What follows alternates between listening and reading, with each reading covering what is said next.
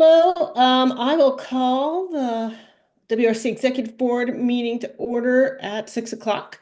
Thanks everyone for being here and being on time. Do we have any changes to the agenda? All right, hearing and seeing none, we'll go over to the administrative reports. The first one is the Secretary's report from our January 14th, 2025 meeting. And I'll just note that the link there, unfortunately, was actually just to our agenda. I didn't catch that in time. So I hope everybody was able to just go online. And I know everybody knows where the meeting links are publicly posted anyway. So Sorry with about that. Yeah, so let's just start with a motion, right? And then we can have discussion. So I'd entertain a motion to approve the January 14th meeting minutes. Jack, thank you. Do I have a second? Thanks, Steve Lemke. All right. Corrections, comments, discussion? Yeah, Stephen. if I may, I missed the last meeting because of a conflict.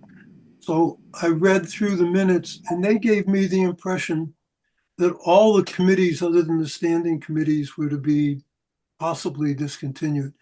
And on further discussion with you, Gabby, it became clear that there were rankings. And I just thought that the minutes, I don't know what the discussion was, but it seems like the minutes should reflect that a bit more. I mean, I think we should, I think the meetings do accurately reflect discussions. I'm not sure how people are, interpreting that. Is somebody who was at the meeting have comments or corrections they suggest? We also just reminder, the videos are also posted. So if anyone does have concerns about the meeting minutes, they can actually watch the video. Okay, thank you. But also, thanks since it's on tonight's topic, whatever the minutes tonight reflect would show current status anyhow.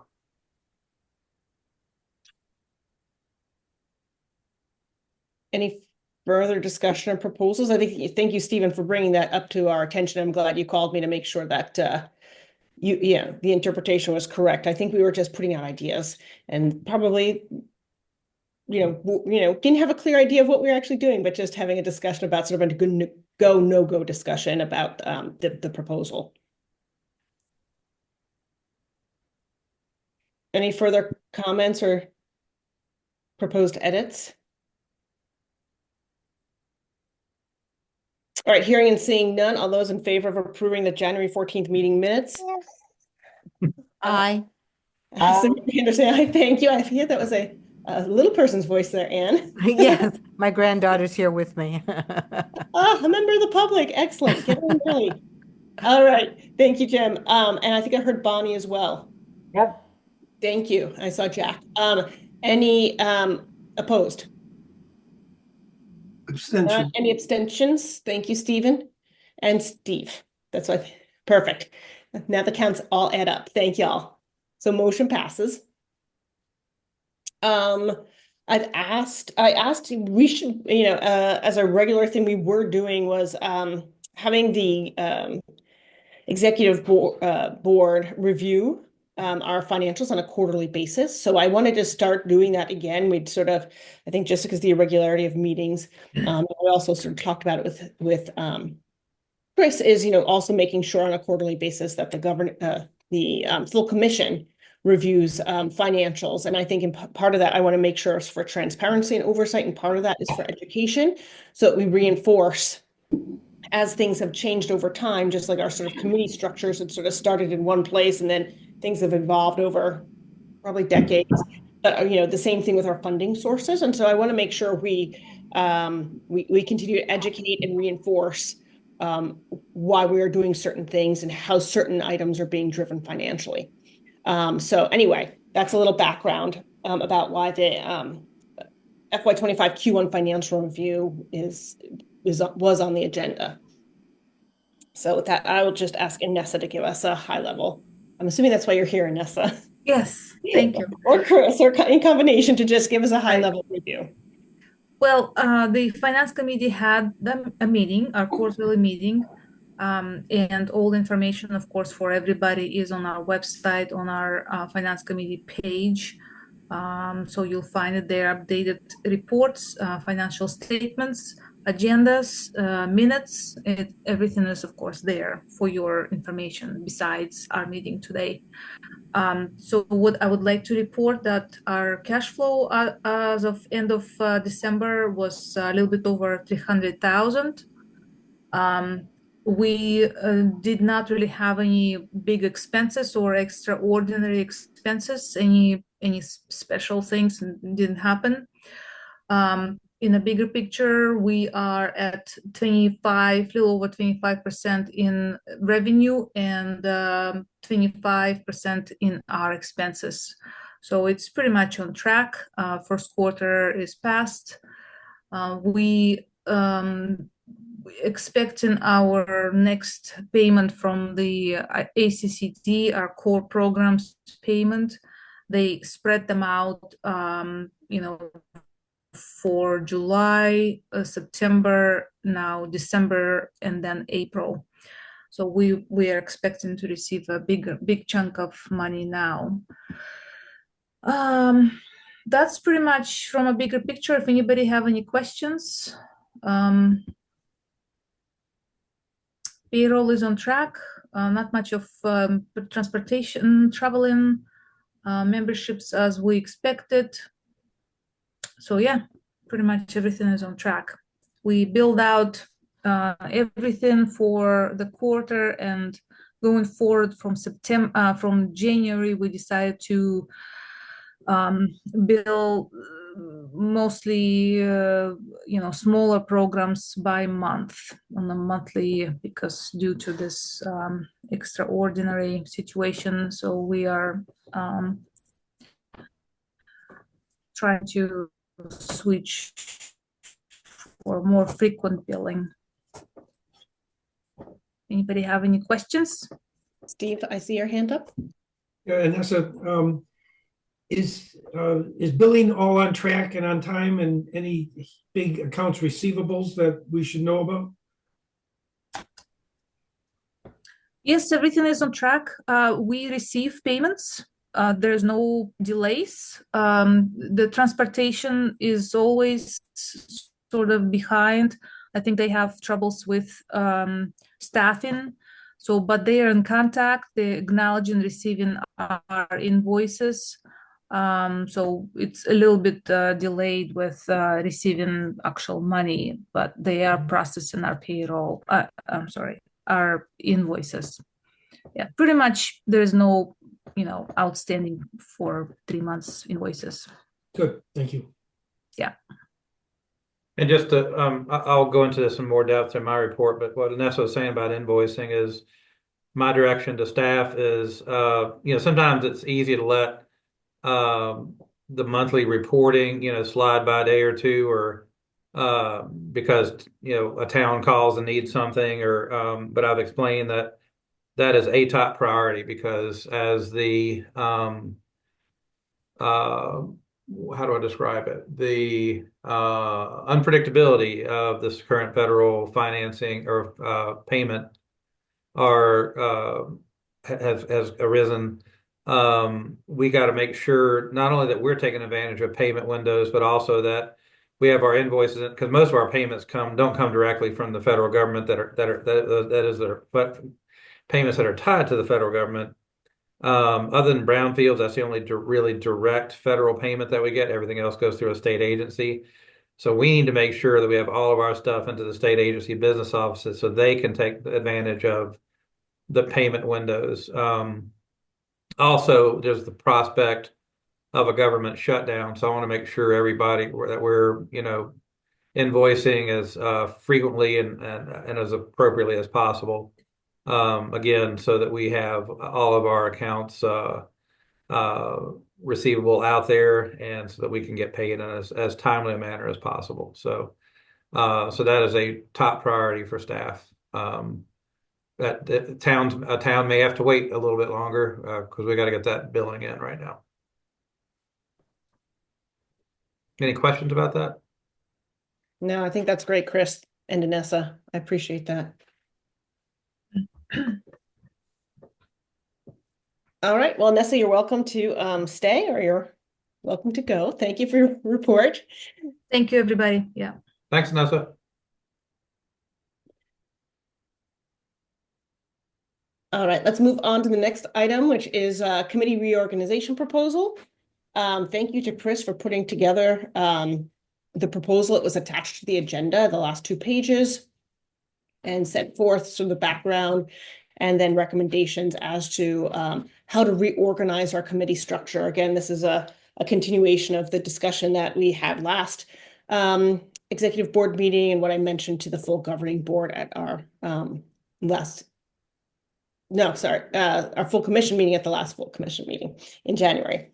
So I'll set it up. I'll ask Chris to speak to it. I hope everybody had a chance to read it. It was well done and concise. So thank you, Chris. Sure. Are you ready for, is that? So please disregard the highlighting. I didn't realize I had stayed in there. Those were just additions that I made after Gabby had made some comments. So that's not intended to be emphasis or anything. So per our discussion last week, what I found are committee chairs in many cases have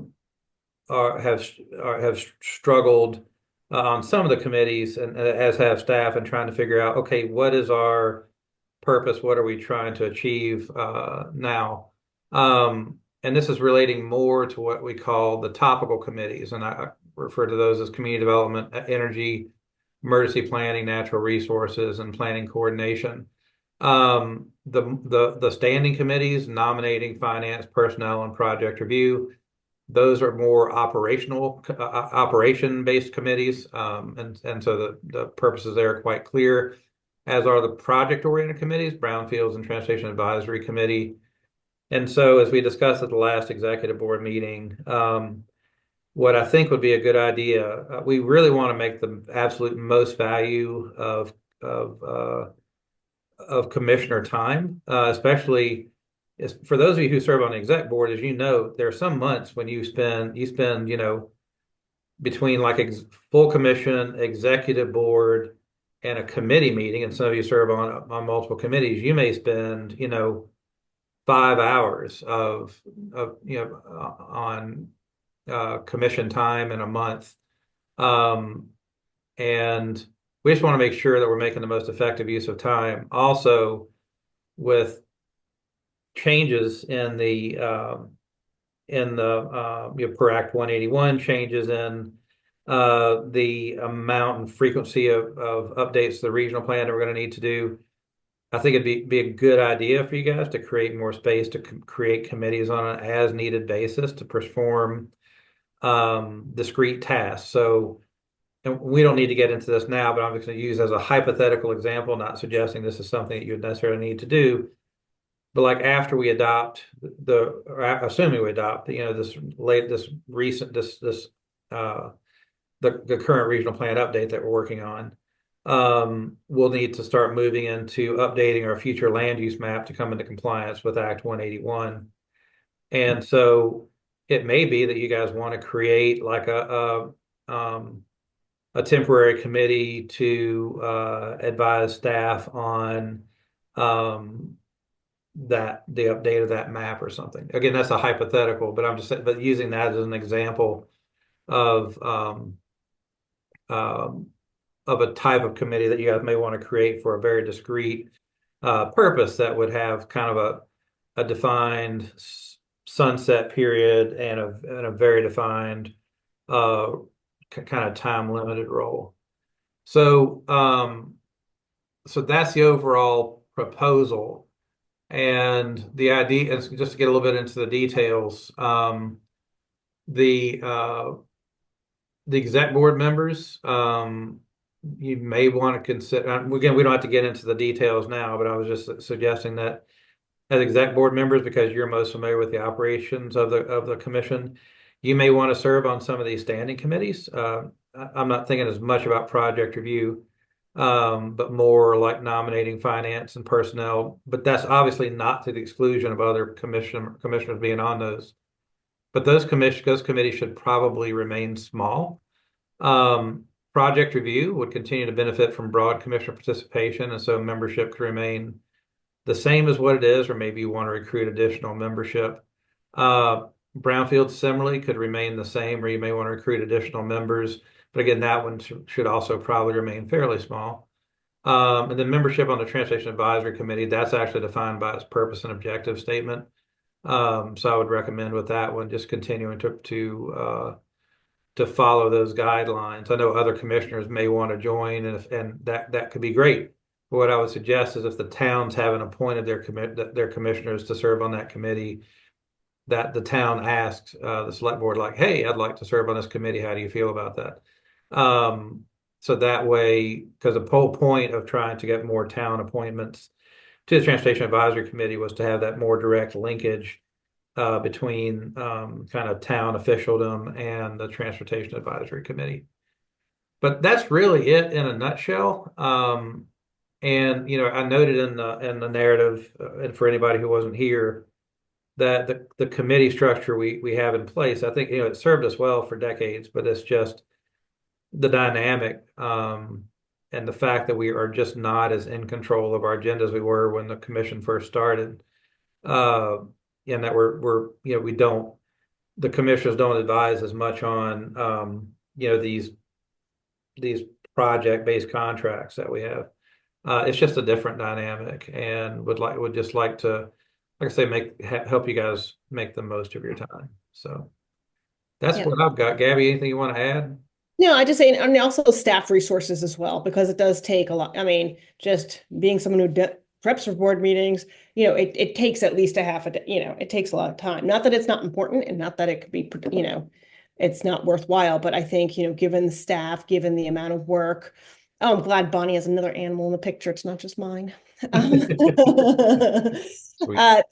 And also to make sure, we're trying to, I think also make sure we have enough people on, commissioners that are able to have time, because everybody only has a finite amount of time, and we appreciate whatever time people can give to be on, more of the standing, these standing committees that are required, and give, sort of, we have so many committees and people can only give so much time. So is there a way to narrow it down so we can make sure our, in my opinion, the operational sort of standing committees are key. And we've had a real tough time having people volunteer for those committees as well. So, and I think my idea with sort of having these like the standing committees be chaired by an executive board member is just to make sure everybody's in the loop with those standing committees, make sure there's communication in this type of group setting so that everybody knows what's going on. So I think that's all I had. And I'll open it up for discussion, and it's, retain the standing committees, retain the project-oriented committees, and then phase out those topical committees. Yeah, Anne, I saw your hand up. So the question, I'm sorry, Sesame Street's playing in the background, but the question I just wanted to ask was, I just looked quickly, approximately 50 commissioners. So do we have enough committees for people to feel engaged, or do we need less commissioners? Sort of, I think the worst thing is if we have commissioners and they have absolutely no purpose, no committee to be on. So sort of what's the point for them? Or is there some other way that they get involved through the commissioner meetings? Maybe we bulk those up to make that more of a really useful meeting for people to attend, so they feel like they're really getting something out of it. But I just want to make sure that we think about how we're going to keep the commissioners engaged. I'm totally in support of rethinking the committees, and I like what you've proposed, but I just would like to think through this piece of commissioner engagement. Yeah, I agree. It's a little bit of a tightrope, right? We want to make sure people are engaged, but we also don't want to overload them. And I think one way will be to have topical committees that are temporary, so people can join or not join depending on their schedule. And one of my thoughts at least was, a lot of our full commission meetings are informational. And so I'd like to get some more decisions at that level.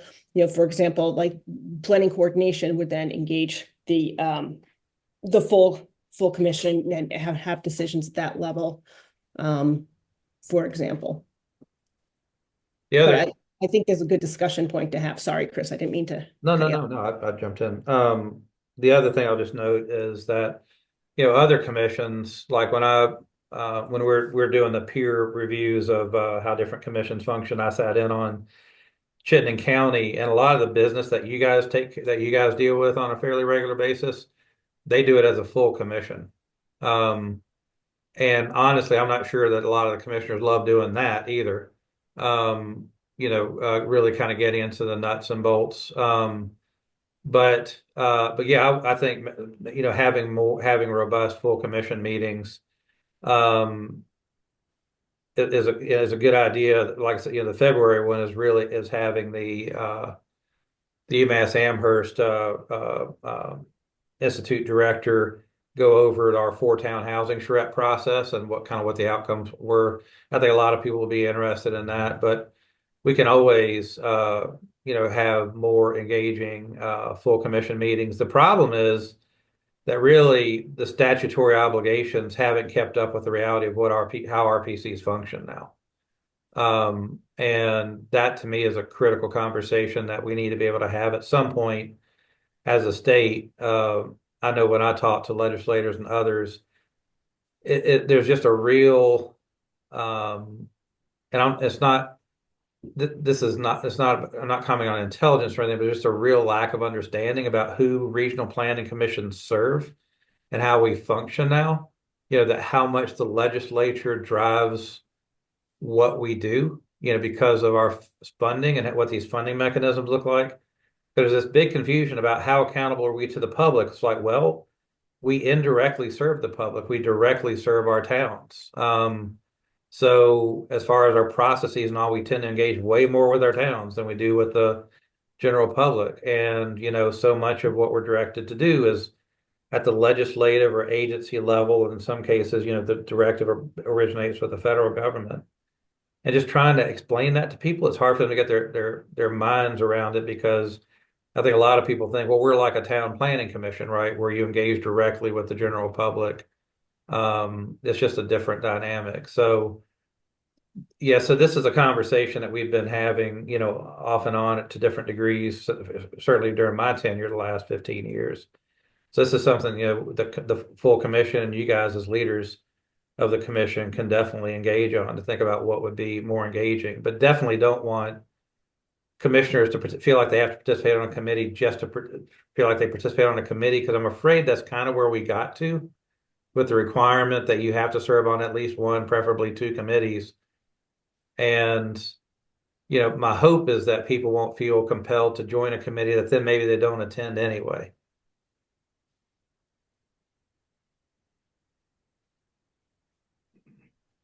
Yeah, Steve Lemke.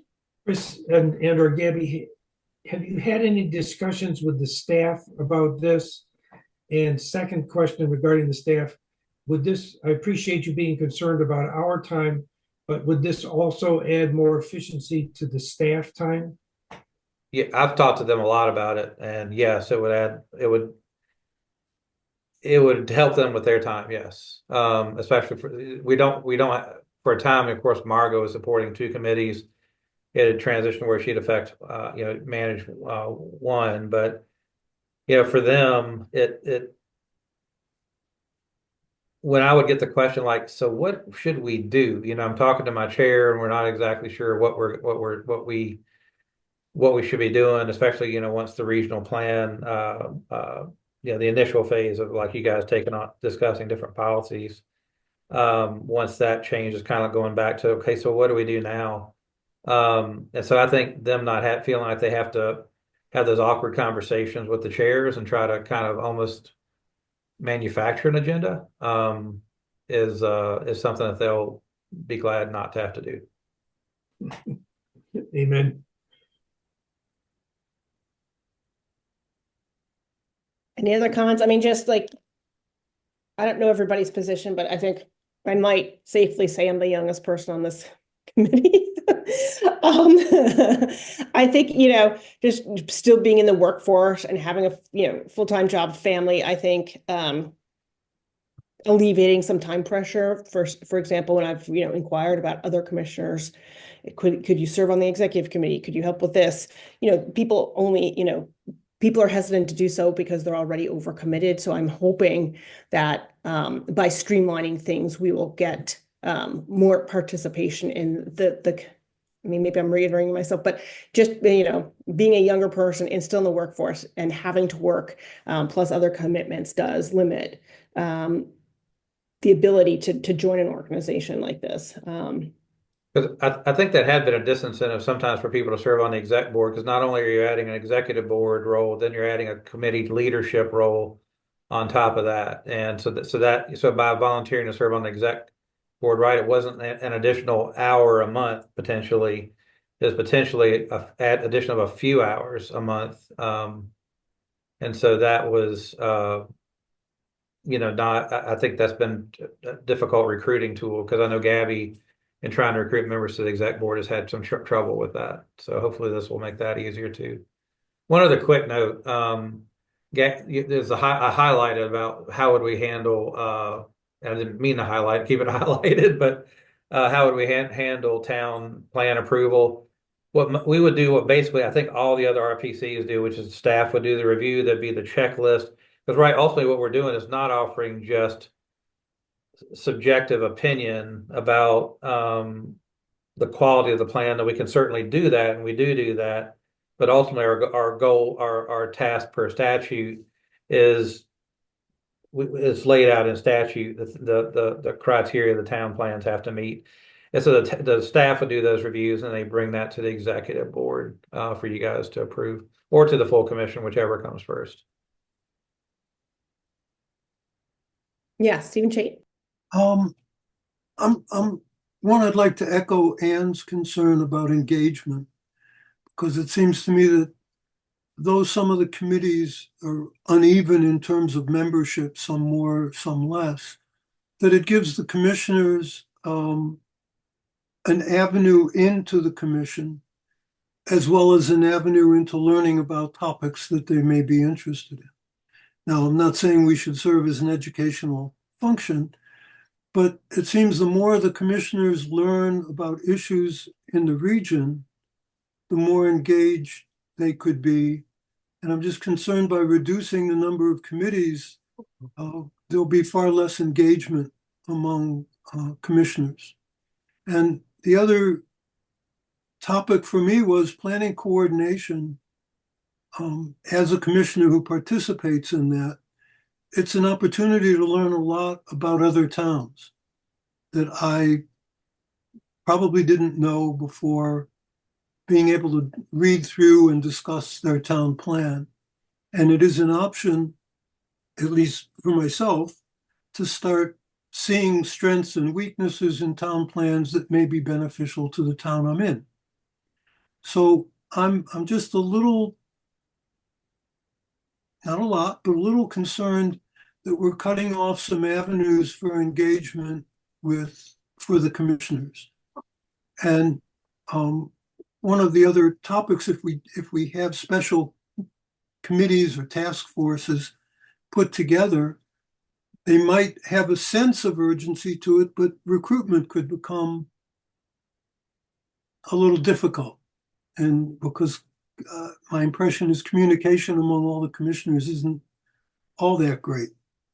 So I understand the burden on the staff. And I think that's a large part of the reason for possibly trying to reduce the number. But I'm just concerned that there's even with all these committees, engagement has been a problem. And by reducing them, I think engagement becomes a bigger problem. So.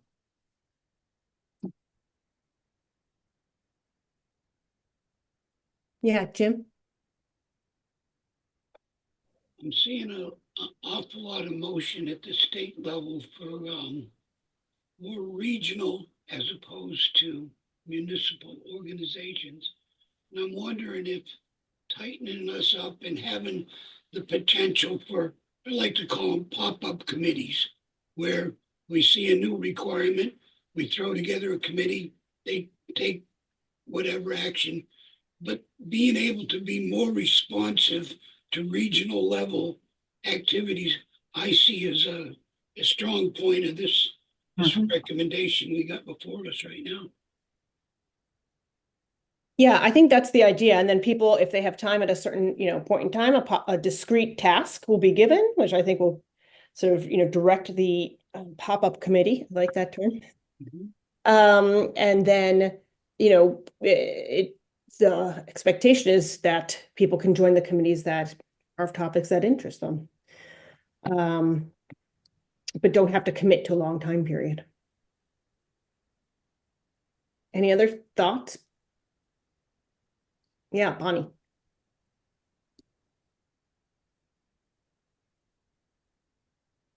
I'm just trying to figure out how this would work.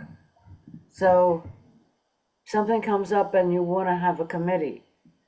So what, you just email everybody on the list and say, hey, anybody want to work on this? Is that what Yeah. Do you feel that that would be effective? I think that there would be a combination of, asking who wants to work on it and maybe making, if we can't get enough people to then, reach out. But I'll say just being on a different large board, the task forces have been very effective at moving things forward, because then the task force can have a discrete project. You have the sort of the people who have interest or the right people, or the who you think are the right people on the task force, and then they can report in, so they can get into the weeds and something they're if they volunteer for it, they're clearly interested in getting into the weeds on that topic, and then they report back to either the executive committee or to the full government, to the full commission, which I think will, I'm hoping to engage the full commission more with, if it's a policy issue, then the task force can do sort of the groundwork and then bring up the issues to the larger group. I remember when we have new commissioners join, we kind of develop these commissioner profiles, like what skills do they bring, what work experience, other things, right? So if it could be a fairly technical committee, and right, you're looking for people with certain experience or skill sets, obviously, or it could be something broader. So yeah, there are a lot of ways to do that recruitment, Bonnie. And just as a reminder, per the bylaws, the chair can create any committee that they feel needs to be created with the approval of the exec board. So it wouldn't be, so obviously you would want, and we also we would still require purpose and objective statements. So it wouldn't be just on a whim, hey, let's create a committee. There would need to be a purpose and objective statement. It would need to, what they're going to do would need to be defined. So it wouldn't be, I mean, I'm not trying to answer for you guys, but I mean, that's the dynamic that's called for in the bylaws, and that's the way that we have traditionally done things. Yeah, I just wonder if it would work. So, Gabby, you've seen that work. This, okay. And think about your town that does it all the time, right? Same time, well, maybe yours doesn't, but a lot of them, they'll create like a wastewater committee, they'll create a housing committee, they'll create, disaster recovery committee, whatever it might be, and yeah. We've got a zillion committees, but they're not pop-up committees, put it that way. But Yeah, Jack and then Steve Lemke. Yeah, I think to some extent, it could actually be done on an annual basis. Excuse me. I mean, when we look at our annual work plan, we kind of know ahead some things that are coming up. To Chris's earlier example, we know we're going to have to go look at the land use maps. That could have been part of the plan, saying, okay, we'll need a committee for this year or for an 18-month period or for some period of time to look specifically at this. And then even throughout the year, if something new comes up, to Bonnie's point, you can send out a blast email and bring it up at a monthly full commission meeting and say, we think we need to institute another committee for this period of time to look at this particular issue. And I think if you have 3 or 4 of these special committees going on at a time, you get to Stephen's point that we have almost as many committees then as we have now. It's just they have more directed purpose. So you're giving a lot of opportunities for commissioners to engage. Yeah, Steve Lemke. I think one way to deal with it would be not to ask what committee you'd like to be on, but what are your interests? One of the problems that we wrestle with sometimes is when somebody comes on and says, I'm interested in community development, natural resources, and personnel. And we say, well, no, you really should be on one, or you should be on two, or we sort of wrestle with that. So maybe we could ask people, here are our general broad, here are standing committees, here are project-oriented committees that will be meeting on a regular basis. But here are some other interest areas that we would like you to declare, if you're interested in emergency planning or natural resources, that you have sort of a cadre of people who have already said, I'm interested in natural resources. So then when you have a pop-up, you have 25 people who have said they're interested in natural resources and they're interested in energy. You're asking those people who have already declared an interest to be part of a pop-up. And maybe it turns into a 3 times a year committee meeting because it's long-term work or something. So I think asking people their interest rather than what committee they want to be on and limiting them to a committee might work that way. But one other thing I'll note, we could also, of course, do something like an annual survey of commissioners, just saying, hey, what would you like to engage in? What would you like some topics to be? And those could be both full commission topics, or it could be some kind of special webinar we host for everybody. So that's another way that we could get at like what are the interests, and we can tailor any, not necessarily just committees, but we could just tailor opportunities to what commissioners say their desires are. So maybe we could even make it even be a more robust process, like where we do a broad survey, or maybe we could suggest some things as part of the survey, not trying to lead everybody, because we'd want to leave it open-ended, but especially as staff and you guys as exec board, we could kind of say, hey, we're seeing these things on the horizon. Which of these topics are most interest to you? And then open-ended, what types of things would you like to see discussed or engaged around? And then we can figure out, is it a actual discussion within the full commission? Is it more bringing an outside expert in to talk about something? Is it having staff talk about some of the work they are doing? There's lots of different ways we could get at that. And I think that might encourage more kind of interest and engagement by the commissioners, as opposed to kind of just thinking about it through the committee structure. Yeah, Anne? I just wanted to add the fact that as you described the possibility of these various committees, which I like very much, I assume we would still need staff participation. So I'm just not sure that we're achieving your goal of reducing staff time. We may just be shifting it. I think that would be a factor among factors in whether or not a committee is created. I mean, you guys, obviously, as commissioners, you can create whatever committee you want to create, but hopefully you'd want to engage with me to talk about what the staff implications are.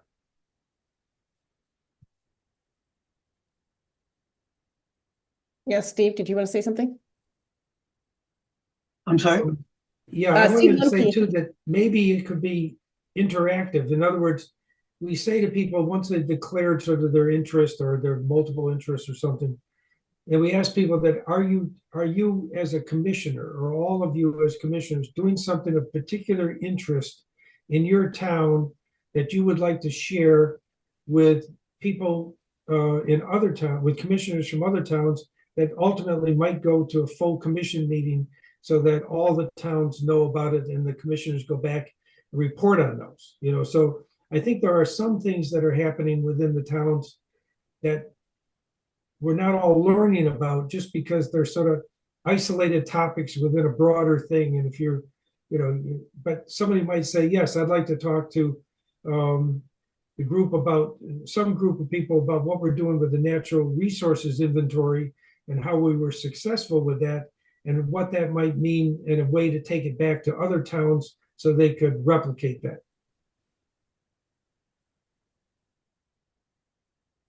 So I think these are all good ideas. I do want to, just for time purposes, sort of see if we can bring this to a conclusion. So I'm wondering, just off, the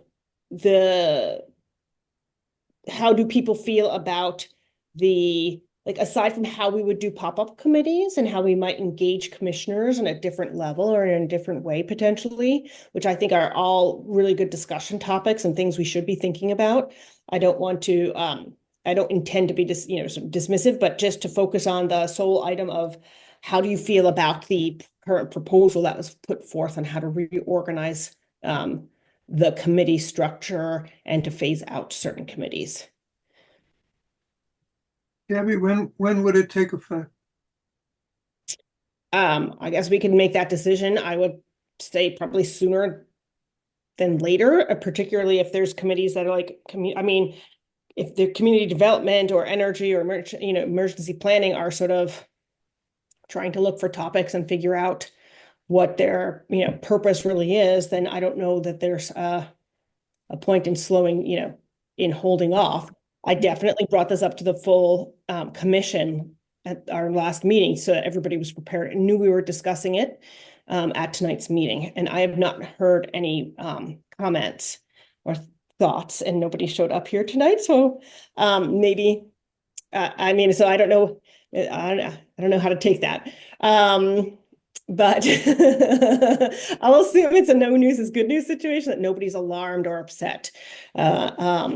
But so I would say, maybe with the new, in March is town meeting and new commissioners will be appointed. So I would say with, maybe that's a good time to have a turnaround and a change if we were to make it. Thank you. Mm-hmm. Well, I would be very much in favor of making the motion of making that change, that those committees that really are not a standing committee and don't have a specific function, that we in effect disband them, and that we begin to work on the idea of developing how we will continue the engagement process with commissioners through full commissions, pop-up committees, etc. I'll second that. Thank you. So Anne made the motion to retain standing committees and the project-oriented committees, and then to phase out the topical committees with a focus on then turning to commissioner engagement and pop-up. And how do and pop-ups moving forward. With, I guess I'll make a friendly amendment with as discussed in March. And I would just, I'm sorry, add one more piece, that in the thinking about how to engage the full commission going forward, that we move forward with those with that thinking, coming up with a proposal as quickly as feasible. So to give us a time limit to come to a decision and a plan, let's say within 3 months, so that we're not leaving new commissioners hanging, wondering, what did I sign up for? Why don't they want me? That's fair. Is Chris at a reasonable time frame? Can I read a motion back to you guys to make sure? What I'm saying, that a motion has been made that the proposal be accepted with the understanding that discussion about commissioner engagement would continue as quickly as feasible. I think Anne said within That the works. yeah. And then Bonnie, since you were the second, you're okay with those amendments to that motion? Yeah, I think so. We're not going to do this until after March. I would say as of after town meeting, so as of March. Okay. Dates. I mean, everyone's town meetings are sort March of different. 4th, I think.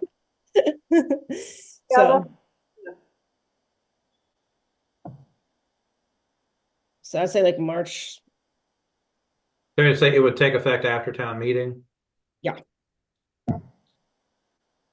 And that is a little ambiguous since people's town meetings are at different days now. I know Vernon's is during the weekday. So let's just say March, as of March 10th, assuming all town meetings are completed by that time frame. Jack? I would probably argue that you make it April or May, because town appointments come rolling in town meeting day 4, 5, 6 weeks later. But so what's your proposal? Just the following town meeting, but following the receipt of commissioner appointments, which is probably more like 1st of April. Okay. I think either way, So, Ann, are you okay with the 1st of April? Take effect by April 1st, is that? Yeah, by April 1st. Bonnie, you're okay with the 1st of April, by April 1st? Okay, so I think we have all of our amendments, which is standing committees, keep standing committees, project-oriented committees, phase out and conclude the topical committees by April 1st, and then a focus on commissioner engagement, including pop-up committees as soon as possible.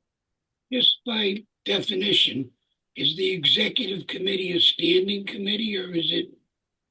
It's its own thing. Yeah, that's right. Executive board and full commission on are their own things. They're not treated as committees by the bylaws. And currently, the executive committee is mainly composed of chairs of all the committees. So do we need to make a change to that, or you just make an appointment to the executive committee? Yeah, we would, Either way remember works. executive it's executive board, so it's a committee, but not a committee, and it's by appointment. Right, it's by election, I should say, not appointment. By election, yeah. By the full board. And per the bylaws, the chairs of the standing committees are expected to be members of the executive board.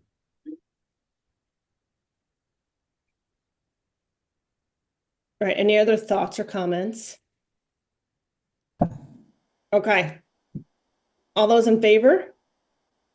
Raise your hand or say aye. I see everybody. Put your hands down. That's a unanimous vote. Thank you all. This was a really good discussion. I think it's important to continue on this path so that we make our organization sustainable long-term. So thank you all for thinking this through and for participating tonight. I really appreciate it. And what All I've right. asked staff to do is, I told them in our staff meeting, because Steve, Alyssa mentioned you guys might meet this Thursday, and I said, what I'm going to tell them is just reach out to your chair if they want to meet before April 1st, that's fine. Otherwise, whatever the prerogative of the chair is.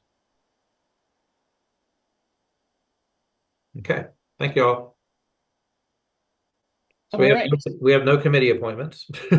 Nope. So moving on to the executive director's report, Chris.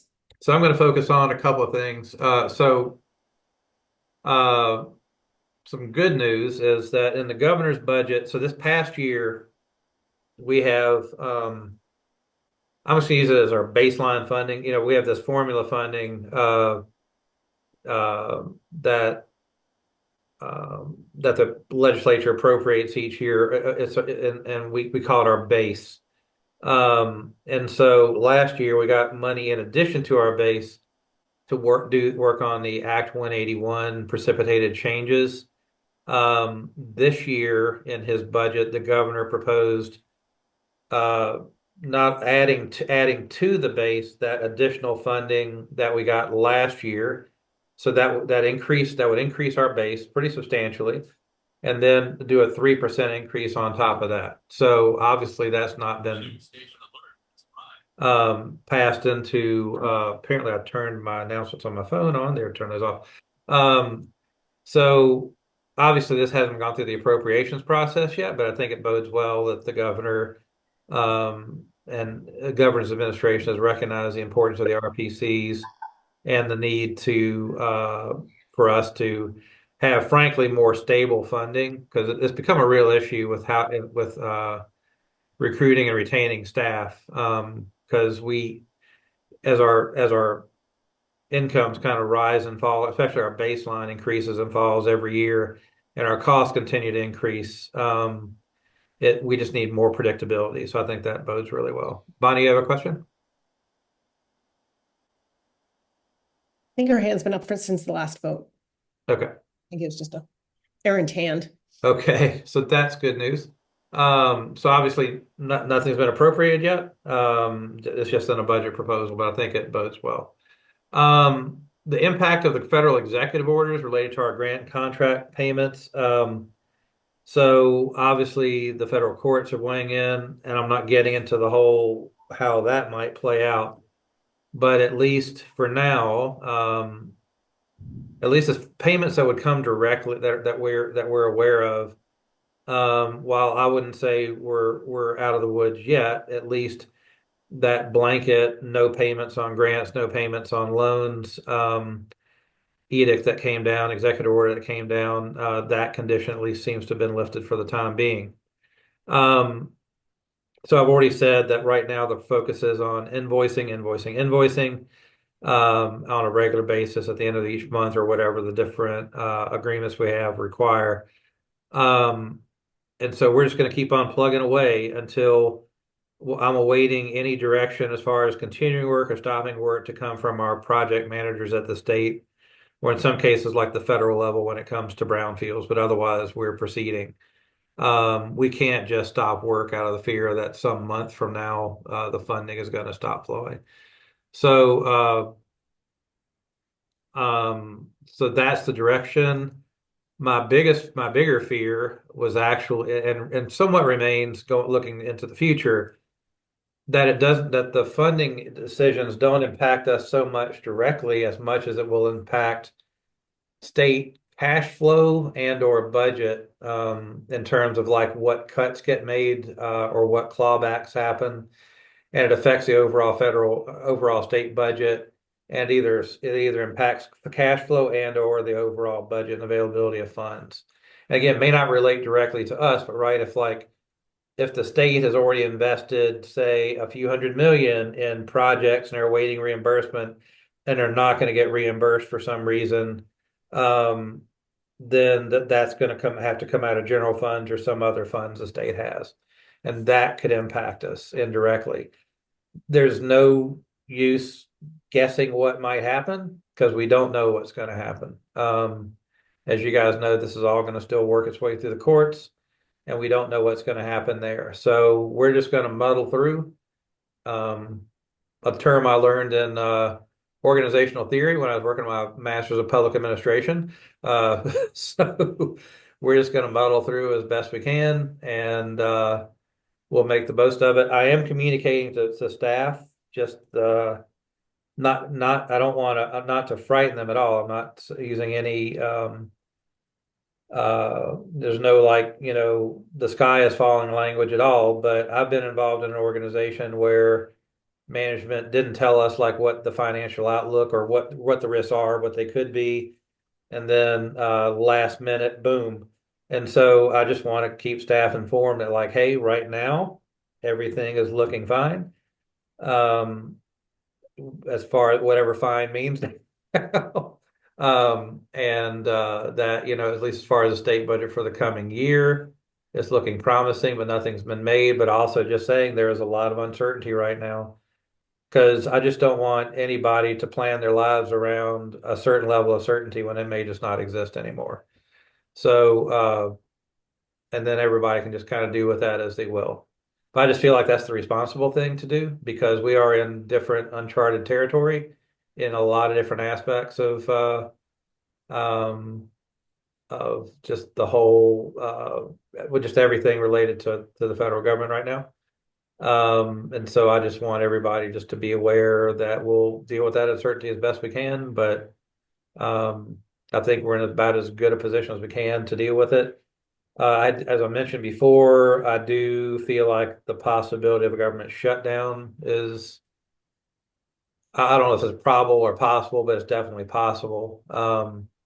So there could be, in addition to kind of the uncertainty related to the executive orders, there could also be some uncertainty related to just an actual shutdown. But again, not going to stop. We're doing work on the basis of something that may not even happen. I think we got a little more than I think it's March 14th is when the continuing resolution ends. So we'll know more in a month or so. So any questions about all of that? I do think towns need to be prepared for a lot less federal money. I would strongly encourage towns to create a disaster fund, because I think it is highly probable that you will not see as much reimbursement in the event of a disaster as what you have. At some point, I think we all need to read.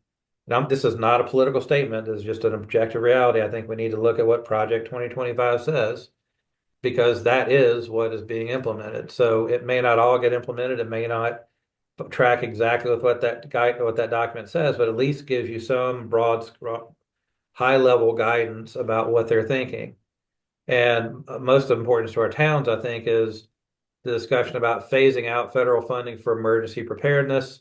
What has been said related to FEMA is basically inverting the federal, local, state formula, where the states would be expected to provide 75% of the recovery funds, and the feds would provide 25%. And also raising the threshold. Vermont benefits from that, a very low threshold that triggers the declaration of what's called a public assistance disaster, where the towns get reimbursed for things like roads and bridges and other public infrastructure. There's been discussion about elevating that from $1 million to $5 million, which would mean a lot of our kind of standard run-of-the-mill, almost yearly type disasters we get. Towns would be on the hook to do those repairs on their own. So I think we just need to be ready for that reality. And then, if you're ready for it, and it doesn't come, then that's great. But otherwise, you need to be thinking about what does it look like to have a lot less external aid. So again, not trying to scare anybody, but this has been in writing. So and who knows what Congress will say. When your constituents start screaming at you because really bad things have happened, the reality of that versus kind of a policy or ideological position may change thinking. So we'll see what happens. So that's my thinking on all that. And the regional plan update public meetings, we were able to have one. We had one in Brattleboro. I think it was a week ago. We had 4 staff there and nobody from the public, which is not terribly unusual. We have a remote. We were scheduled to have one in Wilmington last Thursday, but as you all know, the roads were in no condition really for people to get there, so we postponed that meeting. We've rescheduled, I think, for the 27th of my memory. So please don't quote me on that, but I think that's what we've done. We have a fully remote meeting tomorrow night, so that'll be via Zoom. I anticipate that to the extent we have much public engagement, that it'll be through that remote meeting. We have another in-person meeting in Londonderry on this coming Thursday. I think the weather will cooperate. It sounds like everything's supposed to end by like 1 o'clock. It's going to be one of those nasty storms, though, right? Where it's going to rain or freezing rain on top of the snow and get colder. And that can be really hard for the road crews. So we'll make a call, though. I already talked to Matt. We're going to make a call tomorrow afternoon about whether or not to continue. And then there's another meeting. I want to say it's in Rockingham. Let's see, when is that? It's in Bellows Falls on the 24th. In the women's meeting. I think it's Bonnie's women's meeting room, right? Is that, or the lower hall? I'm trying to remember the name. Lower hall. It used to be the women's meeting room, but it's the lower hall. Okay. Now, is that on Zoom? What's that? Is that going to be on Zoom? No, the Zoom one is tomorrow night. All the rest of them are in person. We're not trying to do hybrid because we don't know what the Wi-Fi is going to be in the different in-person locations, and don't want to create that opportunity for technical snafu. So the remote one is tomorrow night, and really that's the bulk of what I have to bring to you guys. Friday, I've been asked to present. The Department of Environmental Conservation has their winter meeting of basically their drinking water and wastewater staff is about 60 to 90 staff. They're going to meet at the Marsh Billings Center, and they've asked me to talk about the kind of the land use planning, what infrastructure nexus. So that's great that they've asked me to come talk to them. So I'll be doing that on Friday. And that's it. Any questions for me? Oh, wait, Stephen, Chait, then Ann. Okay, Chris, this is probably thin ice question, but the regional plan basically is a land use physical plan for the region. And in the state has yet imposed some requirements on that. And it seems to be reflected in the energy policy under an item called equity in energy. And that section seems to me to be social planning, not really the physical or land use planning that the regional plan is. And I know the state, Matt has explained that the state is requiring that. But it seems to me that I maybe should talk with legislators about it, but it seems that the regional plan shouldn't be a mix of physical planning with social issues buried in it somewhere. And I'm just wondering if you agree with that view or disagree with that. I mean, factually, that's a statutory requirement and a requirement of Yes. land use. Right now, we're not asking for the land use review board to approve the plan that we're updating right now. But right now, until the statute, but like going forward, we have to meet whatever the statute says. So, so talk to your legislator, because right now, if we want an approved plan, especially when we do the update, again, not so much Yes. the one that we're adopting this summer, it has to meet the statutory requirements. Otherwise, we're not going to have a plan in good standing. I understand that, but it does seem to me that what the legislature, and maybe I'm completely wrong, but this mixing in of social planning into a land use planning really is, how can I say, undesirable from my point of view.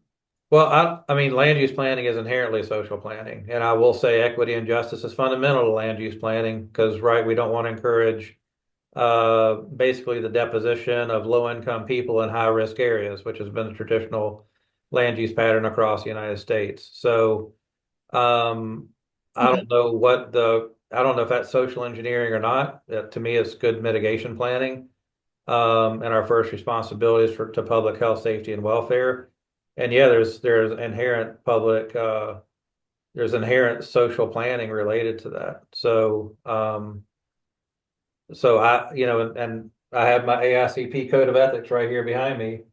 And it basically talks about, being responsible, especially for people who are most in communities who are most at risk. So I don't know, to me as a planner, that's one of our chief responsibilities. So that's part of what it means for orderly development of the region. Right, and I think the plan does that very well, but I just thought that particular section was a bridge too far. So, thank you. Anne? I was just curious if you had any more updates or if there've been any more meetings of the state consolidation or regionalization committee.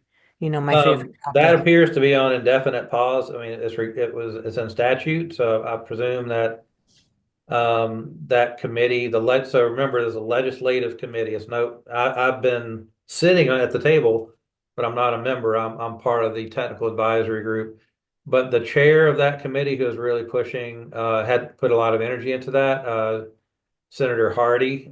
She was removed as chair of that committee of the House of the Senate Government Affairs Committee, the chair of the House Government Affairs Committee. Those were the two co-chairs of the State County Regional Government Study Committee.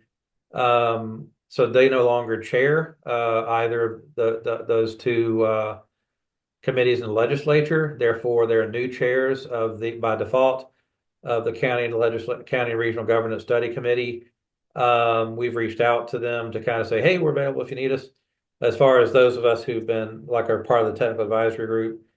And Senator Hardy, after the election, had basically put the committee the County Regional Government Study Committee on hold until after the legislative session was concluded. Her assumption was the technical advisory group would continue to do some work during the legislative session, but the new chairs haven't reached out to us. So I think everything is on hold until the legislative session's over. And we'll see what kind of appetite there is for it among these new chairs. I can say among the RPCs, we are still talking about councils of government, and I actually wrote up something for the other directors that basically says, hey, state, this thing is really kind of simple. Let's look at what they do at Franklin Regional Council of Governments, where you've got the Council of Governments entity over here, which is basically just a vehicle by which you get elected officials to be able to talk to each other about what shared services they want to do. And then you have a mechanism to by which they put their money into it, and they get the services that they pay for. Those that don't want to participate in it don't pay money, don't get the benefits. But then also there's right next to that, from like an org chart, is the Regional Planning Commission that would continue the functions that we provide now.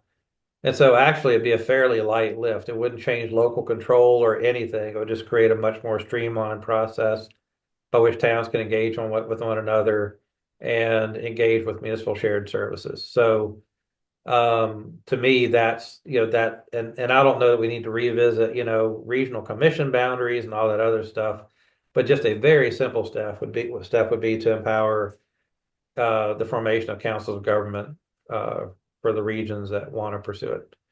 So, and it's literally does not change anything about local governance or anything. It just literally sets up the framework by which, so you don't have to write all these little intermunicipal service agreements. You have a single entity that's facilitating those conversations and coordinating that. So that is just a fairly elegant way to at least take a step towards that. But whether or not that's going to have any traction this biennium, I have no idea. I It's think kind we're of- in such a new world right now. It's hard to say where there will be room for these discussions. Yeah, it's a new world in large part because you have so many new legislators who are getting their legs under them. So it's just, it's a very different dynamic now than what it was like the last few biennia. And, so it's just, there's not a great crystal ball right now. Anything else? Sorry to go on longer than expected, but I just thought you guys should know this broader context. And Stephen, I totally get your point. I guess, I just want to wrap up. I totally get your point. It looks like one of the terms that the new administration is allowing on websites is climate resilience. So there does seem to be some recognition of the impacts of climate change. But you're right. I mean, one of the RPCs actually has a DEI staff person because that was kind of part of a directive under the Federal Highway Administration. And I imagine that position's going away or getting recalled something else. So there are some strategic and tactical things that we need to think about as a state. Vermont probably, we're kind of in a more transactional context these days. So I don't know, to what extent federal aid is going to get conditioned on Vermont changing policies or changing practices. It could happen. I don't know. We've never been here before. At least I've never been here before. Thank you. All right, thank you, Chris. Committee chair reports, or is there anything that a committee chair wants to bring to the broader group? All right, hearing and seeing none, I'll move on to review of action items. There weren't any, so that makes it easy. I would at this point entertain a motion to adjourn. Hey, Gabby, I do have one question for you guys. So March 11th, I'm supposed to participate in a Connecticut River watershed wide discussion among nuclear host regions about spent fuel. And that's going to be down in Boston. And so I'll be coming back. Well, it's going to be in Worcester, but to me, once you get south of here, everything is Boston. So I will be on the road back. If you guys want to have a meeting in March, Sue can staff it for you. But Gabby, were you one? I know, Tim and good grief, Jack. I should just open my eye there. Sorry, I'm getting old and my brain is starting. So Tim and Jack, March would be, well, actually they'll be done, I guess, before town meeting will be your last day, right, Jack? Yeah, I guess so. I presume Tim too. So one thing we'll need to think about is who the new chairs would be, and even if you want to do an interim chair situation, Gabby, until we have new exec board members elected. So Gabby, I'll work with you on that agenda, but I just didn't know if you want to have a brief discussion right now about any of that, or like maybe you meet in March and just kind of do those interim appointments, or Yeah, let's talk about how to handle that okay. offline, and if we think it's appropriate, we'll bring it to the executive board. Okay. That could be like a very brief meeting that obviously, you guys can handle with Sue. Okay. All right. Back to your motion for adjournment. Sorry, Gabby, didn't mean to. No, it's all good. Yeah, now that we have sort of that vote tonight about the committee structure, I think we'll be able to plan moving forward a little bit better. So we'll put that on the table potentially for a March meeting. All right. With that, I will ask for another motion to adjourn for a second time. Thank you, Jack. Oh, That's usually Tim's job, but he's not here, so. I know, right? Thank you, Jim. And hello to your granddaughter, Ann. Hello. She loves the screen. All right. Thank you for that special guest tonight. All those in favor, non-debatable motion of adjourning, raise your hand and say aye. It's unanimous. We are adjourned at 7:11 p.m. Thank you all so much. And Jack, we'll have to we're going to have a celebration for you of some sort. So we will. Definitely. Glad to get rid of me, aren't you? Yes, sir. Thank you. Thank you. Good Bye, night. everyone. Thank you.